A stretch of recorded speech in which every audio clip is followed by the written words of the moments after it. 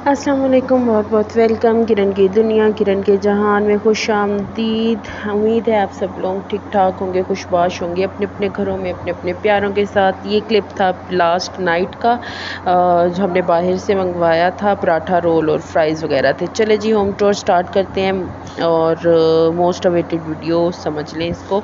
ये शुरुआत होती है हमारे गेट से, और ये जो गेट का डिज़ाइन मैं दिखाने की आपको कोशिश कर रही हूँ, ये जब हमने लगवाया था तब बहुत सारे लोग ये देखने आते थे जिन्होंने ये बना के दिया था ना गेट, जिन लोगों ने, क्योंकि एरिया तो बहुत छोटा सा है, तो फिर प्रेफर करते थे कि अगर कोई अच्छा बनवाना चाह रहा है तो वो ये वाला गेट बनवाइए। यहाँ से हमारी सीढ़ी का दरवाज़ा है जो कि बिल्कुल सेपरेट है, यानी अगर इसको सेपरेटली यूज़ करना चाहें ना तो ऐसे यूज़ कर सकते हैं ऊपर वाले पोर्शन को।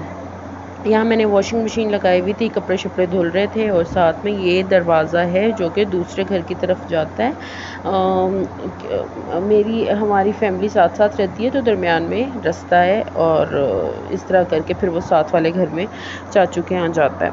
अच्छा जी, ये क्यारी है जो कि शुरू से इसी तरह से ही है, मतलब बनी हुई, और इसके अंदर बस पौधे आते जाते रहते हैं, जिसकी जितनी एज होती है वो उस हिसाब से।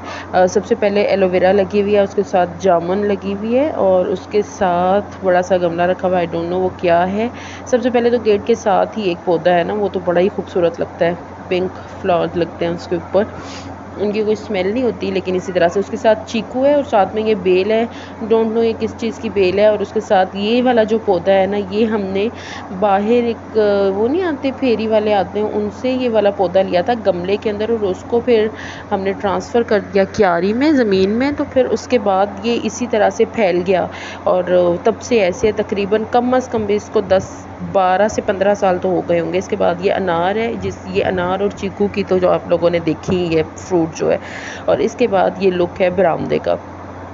उसके बाद ये सहन था, और सहन के बाद बरामदा आ जाता है। ये सहन है, और ये अब आप लोगों को सही से समझ आ रहा होगा कि ये सहन है और ये बरामदा आ गया, ठीक है। अच्छा जी, इसके बाद ये वॉश बेसिन लगा हुआ है हाथ शाथ धोने के लिए, और उसके साथ वॉशरूम ज़रूरी है।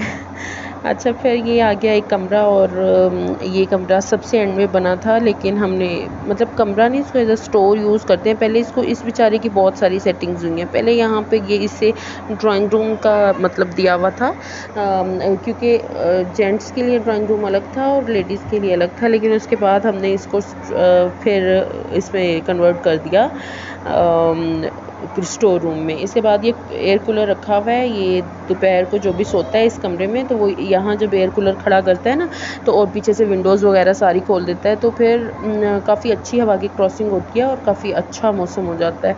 अच्छा, खैर, ये मेरी सबसे छोटी जो सिस्टर है, ये उसका रूम है, और ये उसकी ड्रेसिंग टेबल है, और उसके ऊपर से काफ़ी कुछ सजाया हुआ है। उसको आर्ट का काफ़ी शौक़ है, तो इंशाल्लाह उसका एडमिशन के लिए भी ट्राई कर रहे हैं किसी आर्ट कॉलेज में।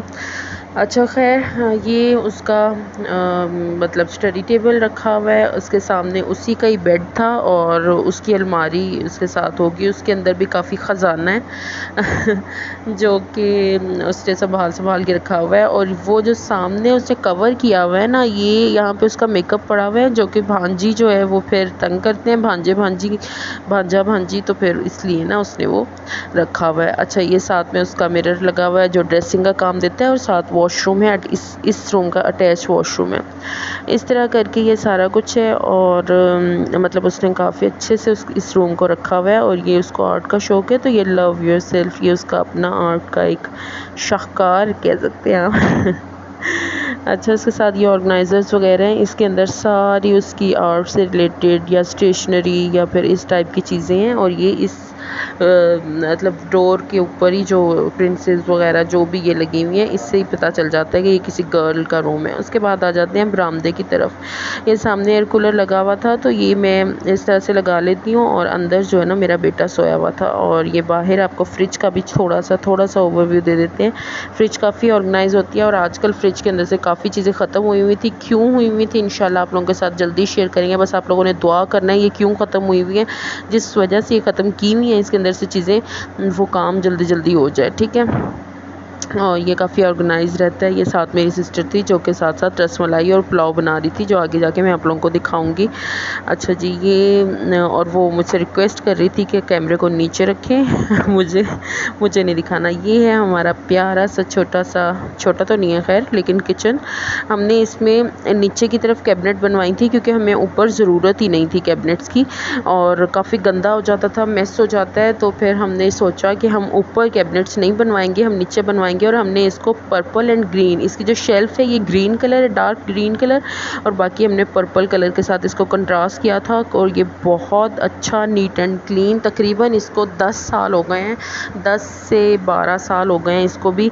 और लेकिन ये इसी तरह से नीट एंड क्लीन है। और इसकी शेल्फ़ का कलर मुझे शदीद से भी ज़्यादा प्यार है इस शेल्फ़ के कलर से, इतना मुझे पसंद है। ये रसमलाई बन के ठंडी होने के लिए उसने रखी हुई थी ताकि वह जल्दी से फ्रिज में रख दे, क्योंकि दोपहर को इसको इंजॉय भी करना था।